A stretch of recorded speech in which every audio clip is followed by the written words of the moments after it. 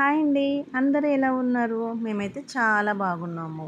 ఈరోజు మన వీడియోలో వాటర్ మిలన్‌తో వాటర్ మిలన్‌తో ఐస్ క్రీమా అని అనుకుంటున్నారా? సమ్మర్ వచ్చేసింది. పిల్లలు ఐస్ క్రీమ్ కనిపిస్తే చాలు ఐస్ క్రీమ్ అంటూ ఎగపడిపోతూ ఉంటారు కదా!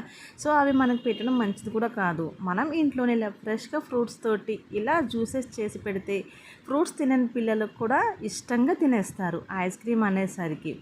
ఇలా వాటర్ మిలన్ తీసుకుని చిన్న చిన్న పీసెస్ కింద కట్ చేసుకుని ఇలా జ్యూస్ కింద చేసుకోండి. ఈ జ్యూస్ని ఒక స్టెయినర్లో పోసుకొని వడబోసుకోండి. దీంట్లో ఎటువంటి ఇంగ్రీడియంట్స్ కలపకుండానే చాలా మంచి ఫ్రూట్ తోటి చాలా టేస్టీ ఐస్ క్రీమ్ తయారవుతుంది. దీనిలాగా మిగిలిన ముక్కలను కూడా మిక్సీ పట్టుకుని దీంట్లో ఒక స్పూన్ అండ్ హాఫ్ చక్కెర మాత్రమే కలుపుకోండి, కొంచెం టేస్ట్ కోసం. ఇలా షుగర్ మొత్తం కలికిని ఇది మొత్తం కరిగిన తర్వాత ఐస్ క్యూబ్స్ ఉన్నాయి కదా, దీంట్లోకి మనం మిక్సీ పట్టుకున్న ఈ జ్యూసెస్ని వేసుకుందాము.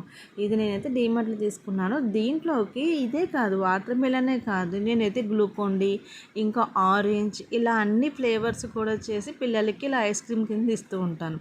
గ్లూకోన్-డి అని తాగమంటే పిల్లలు అస్సలు తాగరు. ఇట్లా అయితే చేసిస్తే వాళ్ళు ఇష్టంగా తాగుతారు. అయితే ఆరెంజ్ తినమంటే అసలుకే వద్దు అంటున్నారు. సో ఆరెంజ్ను కూడా ఇట్లనే జ్యూస్ కింద చేసి వడపోసి వీటిలోనే చేసేస్తుంటే ఐస్ క్రీమ్లో చాలా టేస్టీగా ఉంటుంది. చాలా ఇష్టంగా తింటున్నారు కూడా. సో మీరు కూడా మీ పిల్లలతో ఇలాగే ట్రై చేయండి.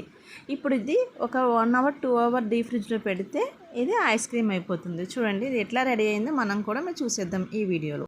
రెడీ అయిపోయింది ఐస్ క్రీమ్. చూడండి కలర్ చూడగానే బండుగాడి రియాక్షన్ చూడాలి.